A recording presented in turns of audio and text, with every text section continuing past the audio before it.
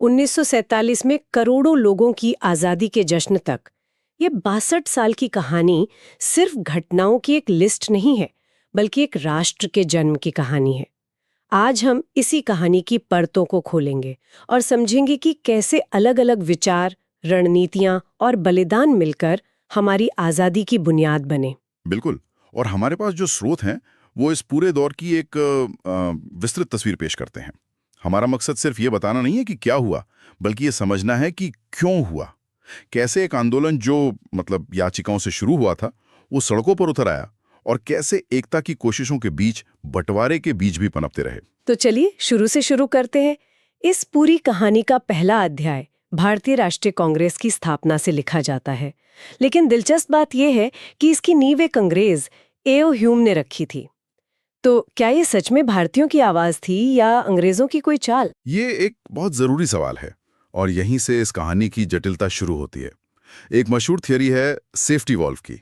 इसके मुताबिक अंग्रेजों को 1857 जैसे एक और विद्रोह का डर था। उन्हें लगा कि अगर भारतीयों के गुस्से को निकलने के लिए एक संगठित और कह सकते हैं नियंत्रित मंच दे दिया जाए। अच्छा, एक तरह का प्रेशर कुकर रिलीज वॉल्व। हाँ बिल्कुल। तो वो एक सेफ्टी वॉल की तरह काम करेगा और कोई बड़ा धमाका नहीं होगा। लॉर्ड डफरिन उस वक्त वायसराय थे और उनका भी इसमें पूरा समर्थन था। मतलब शुरुआत में इसे अंग्रेज अपने फायदे के लिए इस्तेमाल करना चाहते थे। तो फिर ये आजादी की लड़ाई का सबसे बड़ा प्रतीक कैसे बन गया? क्योंकि शुरुआती भारतीय नेता जैसे दादा भाई नौरोजी, फिरोज शाह मेहता, ये बहुत दूर की सोच रहे थे। उन्होंने इस मंच का इस्तेमाल भारतीयों को राजनीतिक रूप से एकजुट करने, उनकी समस्याओं को आवाज देने और धीरे धीरे एक राष्ट्रीय चेतना जगाने के लिए किया। उन्होंने अंग्रेजों की ही बनाए हथियार को उन्हीं के खिलाफ इस्तेमाल करना शुरू कर दिया। तो ये एक धीमी और सधी हुई शुरुआत थी, लेकिन फिर 1905 में कुछ ऐसा हुआ जिसने पूरे देश में आग लगा दी। बंगाल का विभाजन। क्या ये सिर्फ एक प्रशासनिक फैसला था, जैसा लॉर्ड कर्जन ने दावा किया? कागज पर तो यही कहा गया कि बंगाल बहुत बड़ा प्रांत है और प्रशासन चलाना मुश्किल हो रहा है। लेकिन असली मकसद, जैसा कि हमारे स्रोत साफ बताते हैं, बांटो और राज करो की नीति को लागू करना था। बंगाल उस समय राष्ट्रवाद का गढ़ था और अंग्रेज हिंदू मुस्लिम एकता को तोड़कर इस आंदोलन को कमजोर करना चाहते थे। पूर्वी बंगाल को मुस्लिम बहुल बना दिया और पश्चिमी बंगाल को हिंदू बहुल। बिल्कुल। और इस बंटवारे का असर क्या हुआ? क्या अंग्रेज अपने मकसद में कामयाब हुए? असर उनकी सोच से बिल्कुल उल्टा हुआ। ये बंटवारा राष्ट्रवाद की आग में घी डालने जैसा साबित हुआ। इसके विरोध में स्वदेशी आंदोलन शुरू हुआ, जो आजादी की लड़ाई का पहला बड़ा जन आंदोलन था। लोगों ने विदेशी सामान का बहिष्कार किया, विदेशी कपड़ों की होली जलाई। रविंद्रनाथ टैगोर के कहने पर 16 अक्टूबर यानी विभाजन के दिन को रक्षाबंधन दिवस के तौर पर मनाया गया। अच्छा, जिसमें हिंदुओं और मुसलमानों ने एक दूसरे की कलाई पर राखी बांधी, एकता का प्रतीक। हाँ, ये एकता का एक जबरदस्त प्रतीक था। लेकिन इसी दौर में 1906 में मुस्लिम लीग का गठन भी हुआ। तो क्या ये माना जाए कि बंटवारे की राजनीति कहीं ना कहीं तो काम कर ही रही थी? हाँ, ये इस कहानी का दूसरा पहलू है। ढाका के नवाब सलीमुल्लाह खान और आगा खान के नेतृत्व में मुस्लिम लीग की स्थापना हुई। उनकी सबसे बड़ी और कह सकते हैं विवादास्पद मांग थी पृथक निर्वाचन मंडल की, मतलब सेपरेट इलेक्टोरेट्स। ये पृथक निर्वाचन मंडल क्या था? इसे थोड़ा आसान भाषा में समझाएंगे? जरूर। इसका मतलब था कि कुछ सीटें सिर्फ मुस्लिम उम्मीदवारों के लिए आरक्षित होंगे और उन्हें चुनने के लिए वोट भी सिर्फ मुस्लिम मतदाता ही देंगे। ओह, ये तो भारतीय राजनीति में धर्म के आधार पर आधिकारिक बंटवारे की तरफ एक बहुत बड़ा कदम था। बहुत बड़ा और खतरनाक कदम। और अंग्रेजों ने तो ऐसे हाथों हाथ लिया और 1909 के मार्लेमेंटो सुधारों में इसे लागू भी कर दिया। तो एक तरफ बंगाल विभाजन के खिलाफ हिंदू मुस्लिम एकता दिख रही थी और दूसरी तरफ राजनीतिक तौर पर बंटवारे की नींव रखी जा रही थी। कांग्रेस के अंदर इस पर क्या चल रहा था? कांग्रेस के अंदर भी रणनीतियों को लेकर एक बड़ा तूफान आने वाला था। बंगाल विभाजन ने कांग्रेस के भीतर की दरार को और चौड़ा कर दिया। जो नरम दल के नेता थे वो अब भी याचिकाओं में विश्वास रखते थे, लेकिन एक नया गुट जिसे गरम दल कहा गया, जिसमें लाला लाजपत राय, बाल गंगाधर तिलक और बिपिन चंद्र पाल यानी लाल बाल पाल शामिल थे। उनका मानना था कि अब सीधी कार्रवाई का वक्त आ गया है। बिल्कुल। इसी टकराव का नतीजा था 1907 का सूरत अधिवेशन, जहां कांग्रेस दो टुकड़ों में बंट गई। जब कांग्रेस ही बैठ गई तो क्या आजादी की लड़ाई धीमी नहीं पड़ गई? राजनीतिक मंच पर शायद थोड़ी धीमी पड़ी, लेकिन जमीन पर संघर्ष का तरीका बदल गया। अब क्रांतिकारी गतिविधियां तेज हो गई। 1908 में खुदीराम बोस सिर्फ 18 साल के लड़के को फांसी दे दी गई। वो भारतीय स्वतंत्रता आंदोलन के सबसे कम उम्र के शहीद बने। ये घटनाएं दिखाती हैं कि आजादी की तड़प कितनी गहरी थी। और ये लड़ाई भारत की सीमाओं से बाहर भी लड़ी जा रही थी, है ना? हाँ, बिल्कुल। 1913 में अमेरिका में लाला हरदयाल ने गदर पार्टी की स्थापना की, जिसका मकसद ही सशस्त्र क्रांति से भारत को आजाद कराना था। और इसी उथल-पुथल के माहौल में 1915 में एक ऐसे शख्स की भारत वापसी हुई जो पूरी लड़ाई का चेहरा बदलने वाला था, मोहनदास करमचंद गांधी। सही कहा। गांधी जी दक्षिण अफ्रीका में 21 साल बिताकर लौटे थे, जहां वो सत्याग्रह का सफल प्रयोग कर चुके थे। उनका आना भारतीय राजनीति में एक नए युग की शुरुआत थी। हालांकि शुरुआत में उनका नजरिया थोड़ा अलग था। उन्होंने पहले विश्व युद्ध में भारतीयों को अंग्रेजों की तरफ से लड़ने के लिए प्रोत्साहित किया। हाँ, मैंने पढ़ा है कि उन्हें उम्मीद थी कि इस वफादारी के बदले अंग्रेज भारत को स्वशासन का अधिकार देंगे, और इसी वजह से कुछ लोग मजाक में उन्हें भर्ती करने वाला सार्जेंट भी कहते थे। बिल्कुल। लेकिन 1916 में एक बड़ी राजनीतिक घटना हुई, लखनऊ समझौता। कांग्रेस के दोनों धड़े फिर एक हो गए और मुस्लिम लीग के साथ भी समझौता हुआ। कागज पर तो ये एक बड़ी जीत लगती है। हाँ, उस वक्त इसे एकता की एक बहुत बड़ी जीत के तौर पे देखा गया। नरम दल और गरम दल का एक होना कांग्रेस के लिए बहुत जरूरी था। लेकिन मुस्लिम लीग के साथ जो समझौता हुआ, उसकी एक बड़ी राजनीतिक कीमत थी।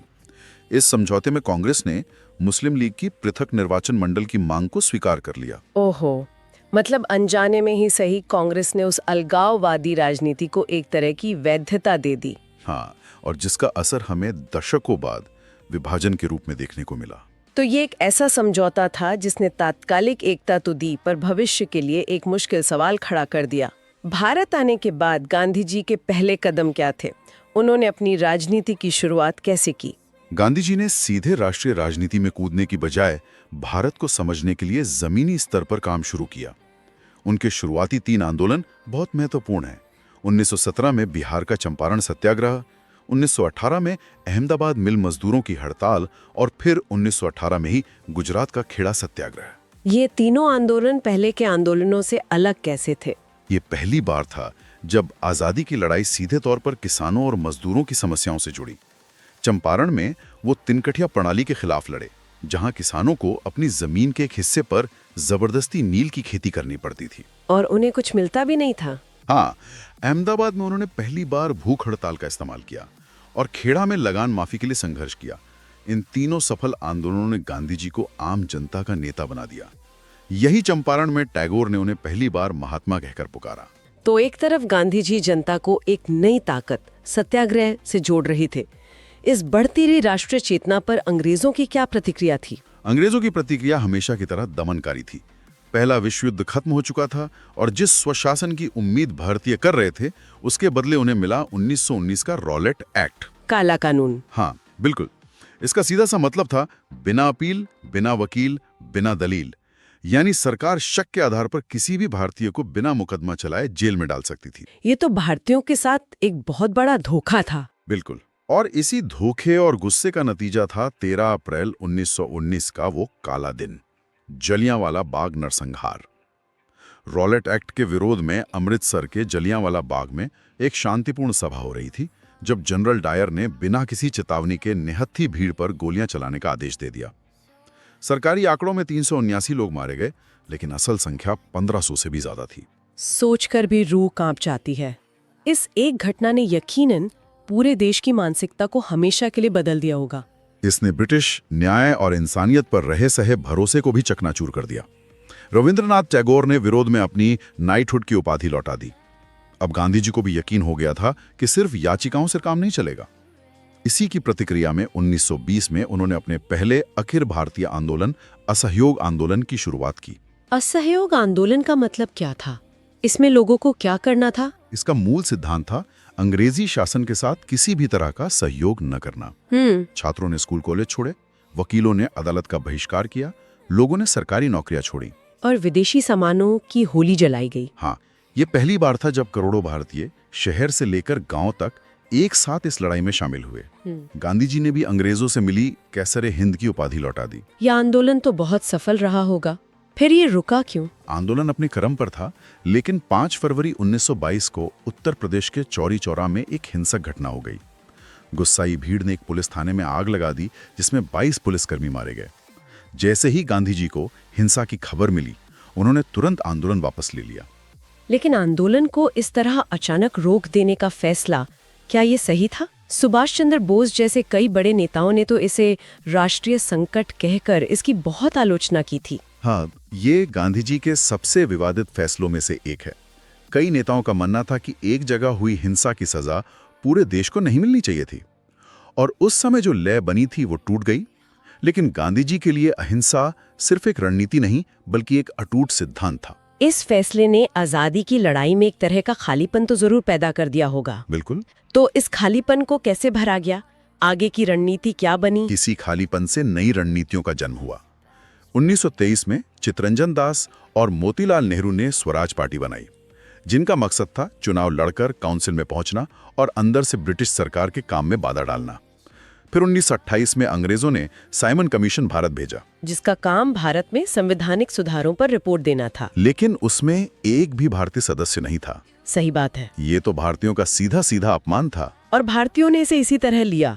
हाँ, पूरे देश में साइमन गो बैक के नारों के साथ जबरदस्त विरोध हुआ।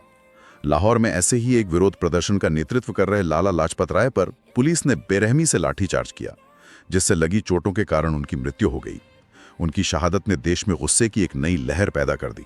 अब ऐसा लग रहा है कि आंदोलन का लक्ष्य और तेवर दोनों बदलने वाले थे। बिल्कुल। अब तक की लड़ाई स्वशासन या डोमिनियन स्टेटस के लिए थी, लेकिन साइमन कमीशन के अपमान और लाला लाजपत राय की शहादत के बाद अब बात पूरी आज़ादी की होने लगी थी।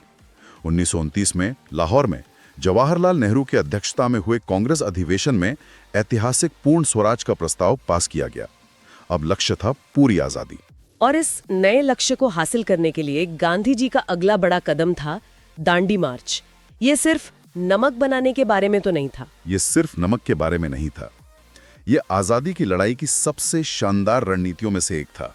नमक एक ऐसी चीज थी जो हर भारतीय की जरूरत थी, अमीर हो या गरीब, हिंदू हो या मुसलमान, और सरकार ने उस पर टैक्स लगा रखा था। तो गांधी जी ने इस छोटी सी चीज को ब्रिटिश साम्राज्य के अन्याय का प्रतीक बना दिया। बिल्कुल। 12 मार्च 1930 को वो अपने 78 अनुयायियों के साथ साबरमती आश्रम से निकले और 24 दिन पैदल चलकर दांडी पहुंचे, जहां उन्होंने मुट्ठी भर नमक बनाकर कानून तोड़ा। इसका असर क्या हुआ? इसने पूरे देश को जगा दिया। यहीं से सविनय अवज्ञा आंदोलन की शुरुआत हुई। देश भर में लोगों ने नमक कानून तोड़ा, टैक्स देने से मना किया और शांतिपूर्ण प्रदर्शन किए। ये असहयोग आंदोलन से एक कदम आगे था। अच्छा, अब सिर्फ सहयोग ना करने की बात नहीं थी, बल्कि शांतिपूर्ण तरीके से कानून तोड़ने की बात थी। सही। तो एक तरफ देश पूर्ण स्वराज के लिए एकजुट हो रहा था, लेकिन दूसरी तरफ बंटवारे की आवाजें भी तो तेज हो रही थीं। हाँ, और अब ये आवाजें और साफ हो गई थी। 1940 में मुस्लिम लीग ने अपने लाहौर अधिवेशन में आधिकारिक तौर पर एक अलग देश पाकिस्तान की मांग का प्रस्ताव पास कर दिया। तो अब लड़ाई 2 मोर्चों पर थी, अंग्रेजों से आजादी और देश की एकता को बनाए रखने की। इसी बीच दूसरा विश्व युद्ध शुरू हो गया और फिर 1942 में आया भारत छोड़ो आंदोलन। इसे अंतिम प्रहार क्यों कहा जाता है? क्योंकि अब सब्र की सारी हदें पार हो चुकी थी। क्रिप्स मिशन की विफलता के बाद गांधी जी ने नारा दिया, करो या मरो। इसका मतलब था या तो हम भारत को आजाद कराएंगे या इस कोशिश में अपनी जान दे देंगे।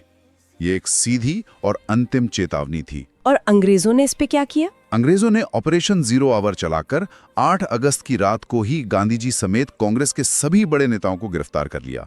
उन्हें लगा कि नेतृत्व के बिना आंदोलन खुद ही खत्म हो जाएगा। लेकिन हुआ इसका उल्टा। हाँ, हुआ इसका उल्टा। ये आंदोलन एक नेता विहीन आंदोलन बन गया, जिसे आम जनता ने खुद चलाया। जयप्रकाश नारायण और अरुणा आसफ अली जैसे नेताओं ने भूमिगत रहकर आंदोलन को दिशा दी। ये आजादी का सबसे बड़ा और आखिरी जनसंग्राम साबित हुआ। विश्व युद्ध के बाद ये तो साफ हो गया होगा कि अंग्रेज अब भारत में और नहीं टिक सकते। हाँ, युद्ध ने ब्रिटेन को आर्थिक और सैन्य रूप से तोड़ दिया था। अब उनके लिए भारत पर शासन करना नामुमकिन था। 1946 में वे कैबिनेट मिशन लेकर आए, ताकि सत्ता हस्तांतरण और संविधान सभा के गठन का रास्ता बनाया जा सके। लेकिन तब तक कांग्रेस और मुस्लिम लीग के बीच की खाई बहुत गहरी हो चुकी थी। और फिर अंत, आजादी मिली, लेकिन बंटवारे की एक बड़ी कीमत पर। 1947 में अंतिम वाइसराय लॉर्ड माउंटबेटन आए। उन्होंने अपनी योजना पेश की, जिसके आधार पर भारत का विभाजन हुआ। 15 अगस्त 1947 को भारत आज़ाद तो हुआ, लेकिन जैसा कि हमारे एक स्रोत में लिखा है, एक लंबी यात्रा का अंत हुआ। गुलामी की जंजीरें तो टूटीं, पर देश बंट गया। तो ये थी कहानी 1885 से 1947 तक की, याचिकाओं से शुरू होकर जन आंदोलनों तक, एकता के नारों से लेकर विभाजन के त्रासदी तक। एक ऐसी यात्रा जिसने न सिर्फ एक देश को आज़ाद कराया, बल्कि उसकी आत्मा को भी गढ़ा। जब हम इस पूरी कहानी को देखते हैं तो एक सवाल मन में जरूर उठता है। हमने देखा कि कैसे एकजुट आंदोलनों के साथ साथ अलग पहचान की मांगें भी लगातार उठती रहीं। तो सोचने वाली बात यह है कि क्या विभाजन की नींव बहुत पहले 1909 के मार्ले मिंटो सुधारों या 1916 के लखनऊ समझौते में ही रख दी गई थी, या ये सिर्फ आखिरी दशक की तेज रफ्तार राजनीति का नतीजा था?